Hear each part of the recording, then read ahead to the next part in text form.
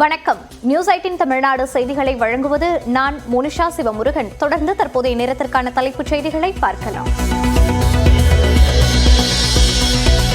தன்னை வாழ்த்துவதற்காக திமுகவினர் சென்னைக்கு வர வேண்டாம் என துணை முதலமைச்சர் உதயநிதி வேண்டுகோள். பல மாவட்டங்களில் சுற்றுப்பயணம் மேற்கொள்ளும் போது நேரில் சந்தித்து வாழ்த்துக்களை பெற்றுக் கொள்வதாக உறுதி.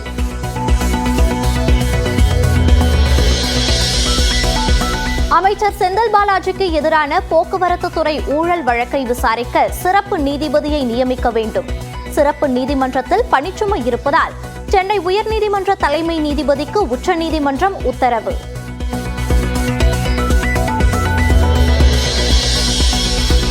கடவுள் விவகாரத்தில் அரசியலை தள்ளி வைக்க வேண்டும் என ஆந்திர அரசுக்கு உச்சநீதிமன்றம் அறிவுரை. எந்த ஆதாரமும் இல்லாமல் திருப்பதி லட்டு பற்றி முதல்வர் சந்திரபாபு நாயுடு பொதுவெளியில் புகார் கூறியது தேவையில்லாதது எனவும் கருத்து.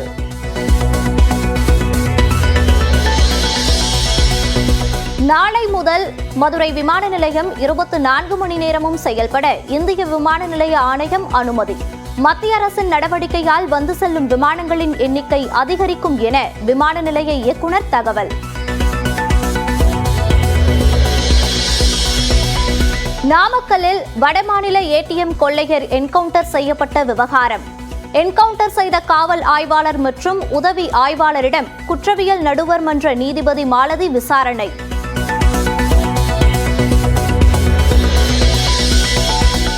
கோவை, திருப்பூர், நீலகிரி, தேனி, திண்டுக்கல், மதுரை உள்ளிட்ட 12 மாவட்டங்களில் இன்று கனமழைக்கு வாய்ப்பு. 5 நாட்களுக்கு தமிழ்நாட்டின் சில பகுதிகளில் கனமழை பெய்யும் எனவும் வானிலை ஆய்வு மையம் கணிப்பு.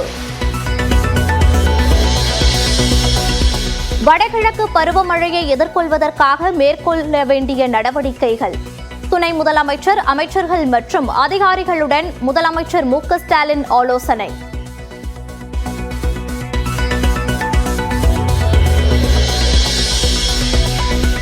மழைக்கால முன்னெச்சரிக்கை குறித்த தகவல்களுக்காக டிஎன் அலர்ட் என்ற செயலி தொடங்கப்பட்டுள்ளதாக முதலமைச்சர் தகவல். மழைநீர் வடிகால் பணிகளை விரைந்து முடிக்க அதிகாரிகளுக்கு அறிவுரை. வானிலை முன்னெச்சரிக்கை, தற்போதைய வானிலை, பெறப்பட்ட மழை அளவு, நீர்த்தாக்கங்களில் இருக்கக்கூடிய நீர் இருப்பு உள்ளிட்ட விவரங்களை தமிழிலேயே தெரிஞ்சிக்கக்கூடிய வகையில் தமிழ்நாடு அரசு டிஎன் அலர்ட் என்னும் மொபைல் ஃபோன் செயலியில் உருவாக்கியிருக்கு. காவேரி நதிநீர் விவகாரத்தில் அரசியல் கலக்கக்கூடாது. சட்ட போராட்டங்கள் பயனளிக்காது என்றும் திருச்சி ஸ்ரீரங்கத்தில் வழிபாடு நடத்திய அமைச்சர் குமாரசாமி கருத்து. தமிழக வெற்றிக் கழகம் கட்சியின் கொடியை பயன்படுத்தி எந்த பிரச்சனையும் இல்லை. கட்சியின் கொடிகளுக்கு அங்கீகாரமோ ஒப்புதலோ வழங்குவதில்லை என பகுஜன் சமாஜ் கட்சிக்கு தேர்தல் ஆணையம் பதில்.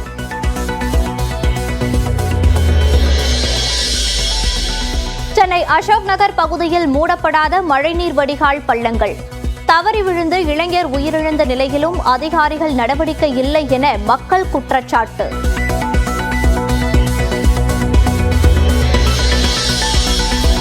சென்னை அசோக் நகரில் மழைநீர் கால்வாயில் இளைஞர் விழுந்து உயிரிழந்ததற்கு மாநகராட்சியே பொறுப்பு என எடப்பாடி பழனிசாமி குற்றச்சாட்டு.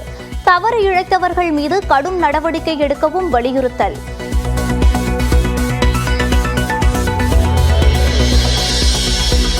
சென்னையில் முறையாக தடுப்புகள் வைத்து மழைநீர் வடிகால் பணிகளை மேற்கொள்ள அதிகாரிகளுக்கு அறிவுறுத்தல். மாநகராட்சி மேயர் பிரியா தகவல்.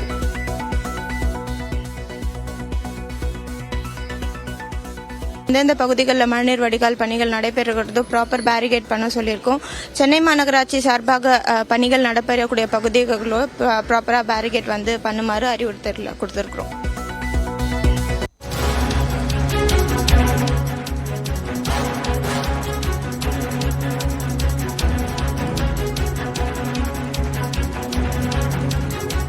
தற்போது கிடைத்திருக்கும் முக்கிய செய்தி. சென்னை நீதிமன்றத்தில் அமைச்சர் செந்தில் பாலாஜி ஆஜராகி இருக்கிறார். இது குறித்த கூடுதல் விவரங்களோடு இணைகிறார் நமது செய்தியாளர் மதன். வணக்கம் மதன், இது குறித்த விவரங்களை பதிவு பண்ணலாம். சட்டவிரோத பண பரிமாற்ற தடை சட்டத்தில் கடந்த ஆண்டு கைது செய்யப்பட்ட அமைச்சர் செந்தில் பாலாஜி சமீபத்தில் உச்சநீதிமன்றத்தால் ஜாமீன் வழங்கப்பட்டு அந்த விடுவிக்கப்பட்டிருக்கார். ஏற்கனவே இவருக்கு எதிராக அந்த சார்ஜ் ஷீட், அந்த குற்றப்பத்திரிகை தாக்கல் செய்யப்பட்டு விட்டிருந்தது. ஏற்கனவே இவருக்கு எதிராக தாக்கல் செய்த ஜாமீன் மனுக்களை சென்னை முதன்மை அமர்வு நீதிமன்றமும் உயர்நீதிமன்றம் தள்ளுபடி செய்தது. அதன் பிறகுதான் கடந்த வாரம் உச்சநீதிமன்றத்திற்கு நிபந்தனை ஜாமீன் வழங்கி உத்தரவு பிறப்பித்தது. ஏற்கனவே இந்த சட்டவிரோத பண பரிமாற்ற தடை வழக்கு விசாரணை சென்னை முதன்மை அமர்வு நீதிமன்றத்தில் நடைபெற்று வருகிறது. ஏற்கனவே கடந்த விசாரணையின் போது அந்த சம்பந்தப்பட்ட காலகட்டத்தில் அந்த கரூர் வைசியா வங்கியில் பணியாற்றிய அந்த வங்கி அதிகாரியிடம் குறுக்கு விசாரணை நடத்தப்பட்டது அமலாக்கத்துறையால். இதைத் தொடர்ந்துதான் இந்த வழக்கில் சாட்சியம் அளிக்க சாட்சி விசாரணைக்காக இந்த வழக்கானது இன்றைய தினம் தள்ளி வைக்கப்பட்டது. எனவே தற்போது சமீபத்திலிருந்து அந்த ஜெயிலிருந்து வெளிவந்த அமைச்சர் செந்தில் பாலாஜி இன்று இந்த சாட்சி விசாரணைக்காக அந்த நடைமுறை செயல்படுத்த வேண்டும் என்பதற்காக இன்று சென்னை முதன்மை அமர்வு நீதிமன்றத்திற்கு சற்று முன்னர் வந்திருந்தார். தற்போது இந்த வழக்கு இன்னும் சற்று நேரத்தில் நீதிபதி கார்த்திகேயன் முன்பு விசாரணை நடைபெற உள்ளது. விவரங்களுக்கு நன்றி மதன்.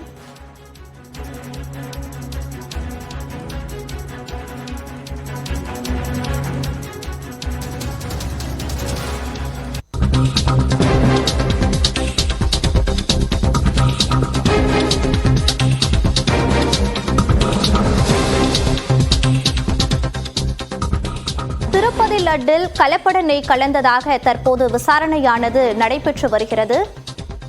அண்மை செய்தியாக நாம் பார்த்து வருகிறோம். இது குறித்த கூடுதல் விவரங்களோடு இணைகிறார் நமது செய்தியாளர் புஷ்பராஜ். வணக்கம் புஷ்பராஜ், இந்த விசாரணையானது 4 மணி நேரமாக நடைபெற்றுக் கொண்டிருக்கிறது. இந்த விசாரணை பற்றிய தகவல்கள் வெளியாகி இருக்கிறதா? விவரங்களை பதிவு பண்ணலாம். வணக்கம். திருப்பதி ஏழுமலையான் கோவிலில் பிரசாதங்கள் தயார் செய்ய கலப்பட நெய் அனுப்பி வைக்கப்பட்ட விவகாரத்தில் தீவிர விசாரணை நடைபெற்று வருகிறது. இந்த விவகாரம் பற்றி விசாரணை நடத்த ஆந்திர மாநில அரசு சிறப்பு விசாரணை குழு ஒன்றை அமைத்துள்ள நிலையில் நேற்று முன்தினம் அந்த குழு IPS அதிகாரி திரிபாதி தலைமையில் அமைக்கப்பட்ட அந்த குழு திருப்பதிக்கு வந்துள்ள நிலையில் அந்த குழுவினர் 3 குழுக்களாக பிரிந்து விசாரணையை மேற்கொண்டுள்ளனர். இந்த நிலையில் அதில் ஒரு பிரிவினர் இன்று திருப்பதி மலைக்கு சென்று திருப்பதி மலையில் உள்ள ஆய்வு கூடம் கிடங்கு ஆகியவற்றை சோதனை மேற்கொண்டனர். அப்போது அதாவது சாதாரணமாக நெய் திருப்பதி மலைக்கு வரும்போது ஒவ்வொரு லாரி நெய்யும் திருப்பதி மலையில் உள்ள தேவஸ்தானத்தின் ஆய்வு கூடத்திற்கு அனுப்பி வைக்கப்படும். அங்கு மாதிரிகள் எடுத்து சோதனை செய்த பின்னர் மட்டுமே அவற்றை பயன்பாட்டுக்கு அனுப்பி வைப்பார்கள்.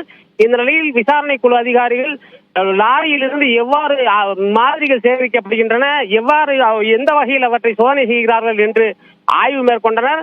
அப்போது தேவஸ்தான ஆய்வகத்துறை அதிகாரிகள் அங்கு ஆய்வு நடத்தி எந்த அளவிற்கு அதாவது முடிவுகள் கிடைக்கும் என்பதை அவர்களுக்கு விவரித்தனர். இதனைத் தொடர்ந்து அதிகாரிகள் அங்கிருந்து புறப்பட்டு சென்றுள்ளனர். விவரங்களுக்கு நன்றி புஷ்பராஜ்.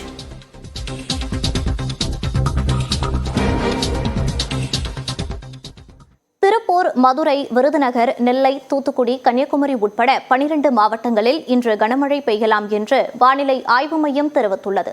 குமரிக்கடல் மற்றும் தமிழக பகுதிகளின் மேல் வளிமண்டல கீழடுக்கு சுழற்சி நிலவுவதாக வானிலை ஆய்வு மையம் கூறியுள்ளது. இதன் காரணமாக தென் தமிழகத்தில் அநேக இடங்களிலும், வட தமிழகத்தில் ஓரிரு இடங்களிலும், புதுவை மற்றும் காரைக்காலில் இன்று இடி மின்னலுடன் மிதமான மழை பெய்யும் என்று தெரிவிக்கப்பட்டுள்ளது. மேலும் கோயம்புத்தூர் மாவட்ட மலைப்பகுதிகள், திருப்பூர், நீலகிரி, தேனி, திண்டுக்கல், மதுரை, விருதுநகர், தென்காசி, திருநெல்வேலி, கன்னியாகுமரி, தூத்துக்குடி மற்றும் ராமநாதபுரம் மாவட்டங்களில் இன்று கனமழை பெய்ய வாய்ப்புள்ளது. நாளை கோயம்புத்தூர் மாவட்ட மலைப்பகுதிகள், ஈரோடு, நீலகிரி, கிருஷ்ணகிரி, தருமபுரி, திருப்பத்தூர் மற்றும் சேலம் மாவட்டங்களிலும் கனமழை பெய்யலாம் என்று கூறப்பட்டுள்ளது. இதேபோன்று வரும் 4ஆம் தேதி வரை பல்வேறு மாவட்டங்களில் கனமழை பெய்யலாம் என்று தெரிவிக்கப்பட்டுள்ளது. சென்னையில் அடுத்த 48 மணி நேரத்திற்கு இடி மின்னலுடன் மிதமான மழை பெய்யும் என்றும் வானிலை ஆய்வு மையம் தெரிவித்துள்ளது.